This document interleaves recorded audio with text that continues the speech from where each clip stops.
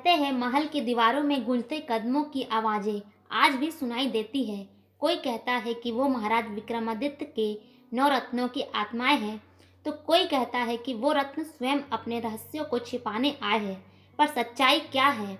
ये कहानी आपको विक्रमादित्य के दरबार के उन अनमोल रत्नों के अनसुलझे रहस्यों तक ले जाएगी। पर ध्यान रहे, ये कहानी सिर्फ हिम्मत वालों के लिए है।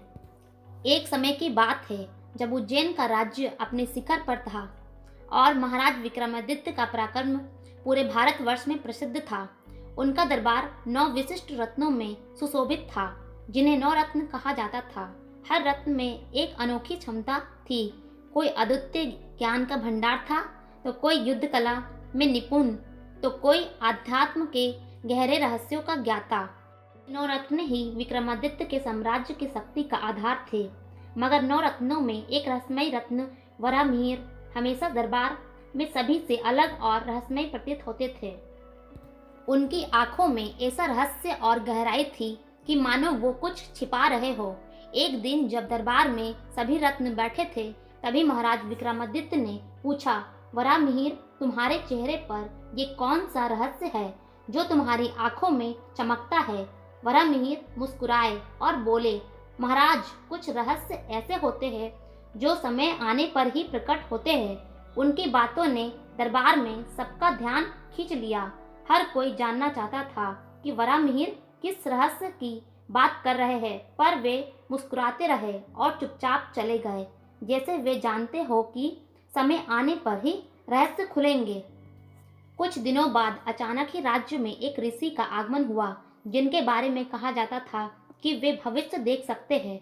उन्होंने विक्रमादित्य के महल में प्रवेश किया और कहा, महाराज, आपके दरबार के इन 9 रत्नों में एक ऐसा रत्न है जो आपकी सहायता करने के साथ साथ एक गूढ़ रहस्य भी छिपा रहा है।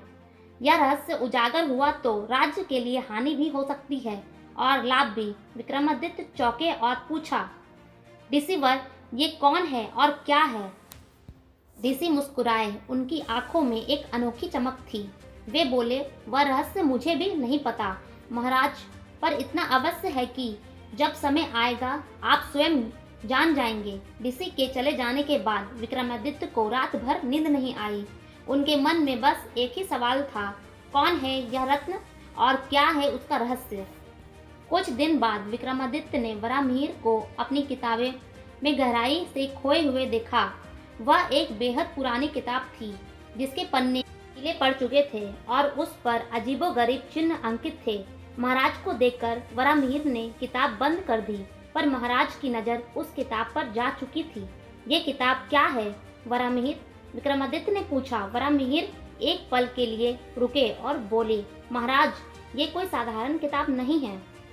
यह प्राचीन ज्योतिष और तंत्र विद्या का ऐसा ग्रंथ है जो सृष्टि के रहस्यों को खोल सकता है, परंतु इसमें जो लिखा है वह मात्र उन लोगों के लिए है जो उसे संभालने की ताकत रखते हैं। महाराज विक्रमादित्य ने सोचा, क्या इस किताब में ही वह रहस्य छिपा है जिसका ऋषि ने संकेत दिया था? एक रात विक्रमादित्य को स्वप्न में एक विचित्र सपना आया। सपने में उन्होंने देखा कि दरबार में वराहमिहिर खड़े हैं और चारों ओर रहस्यमय प्रकाश फैला हुआ है। उस रोशनी में सभी 9 रत्न दिखाई दे रहे हैं, परंतु वे सभी मुख और स्थिर है, जैसे किसी गूढ़ संदेश की प्रतीक्षा कर रहे हो। सुबह होते ही महाराज ने वराहमिहिर को बुलवाया और सपने की बात बताई। वराहमिहिर ने गंभीरता से महाराज की बात सुनी और कहा, महाराज, ये स्वप्न एक संकेत है। कुछ अप्रत्याशित होने वाला है। इसका अर्थ समझने के लिए हमें इस किताब के अंतिम अध्याय को पढ़ना होगा, परंतु इस अध्याय को पढ़ते ही एक असाधारण शक्ति प्रकट हो सकती है जो या तो राज्य का उद्धार करेगी या विनाश। महाराज विक्रमादित्य एक पल के लिए रुके और बोले, मुझे इस चुनौती का सामना करना है वराहमिहिर, जो होगा देखा जाएगा। वराहमिहिर ने किताब का अंतिम पन्ना खोला और अचानक कमरे में एक तीव्र प्रकाश फैल गया। सब कुछ मानो ठहरता गया। तभी एक आवाज गूंजी, महाराज विक्रमादित्य, इस किताब में वह रहस्य छिपा है जो आपके 9 रत्नों को आपसे दूर ले जाएगा। अगर आप इसे पढ़ते हैं तो सभी रत्न एक एक करके दरबार छोड़ देंगे। विक्रमादित्य के मन में संघर्ष था, क्या करे?